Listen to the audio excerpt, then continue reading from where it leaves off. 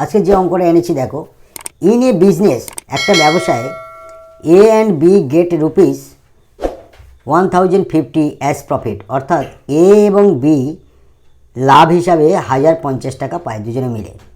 যদি if the principal and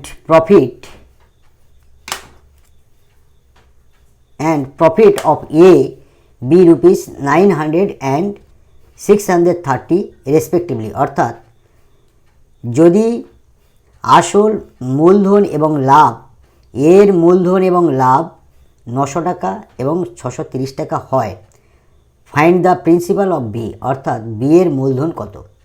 দেখো কীভাবে করছি, সলভ।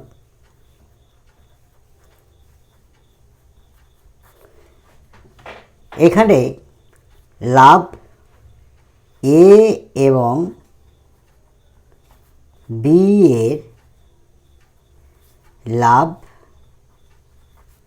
সমান 1050 টাকা। এ এবং বি লাভ হিসাবে 1050 টাকা পায়, 1050 টাকা।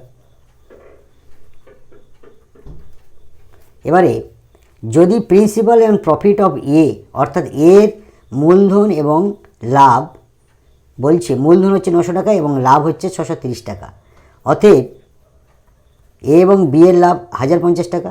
তাহলে আমাদের বি এর লাভ কত? অতএব বি এর লাভ বা লভ্যাংশ বলতে পারি 1050 টাকা থেকে এর লাভটা বাদ দেব। এর লাভ হচ্ছে 630 টাকা। 630 টাকা বাদ দিলে আমাদের বি এর লাভটা পাবো 420 টাকা।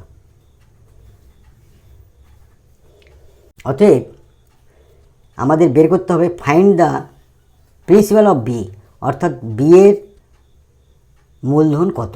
ধরি বি এর মূলধন বা আসল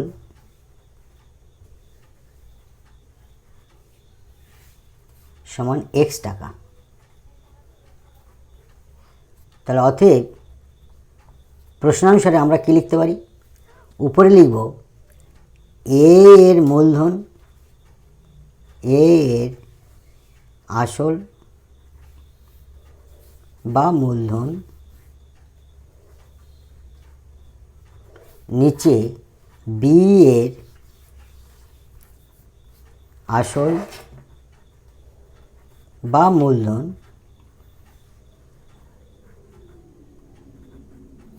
সমান, উপর লিখব এ এর লভ্যাংশ বা লাভ,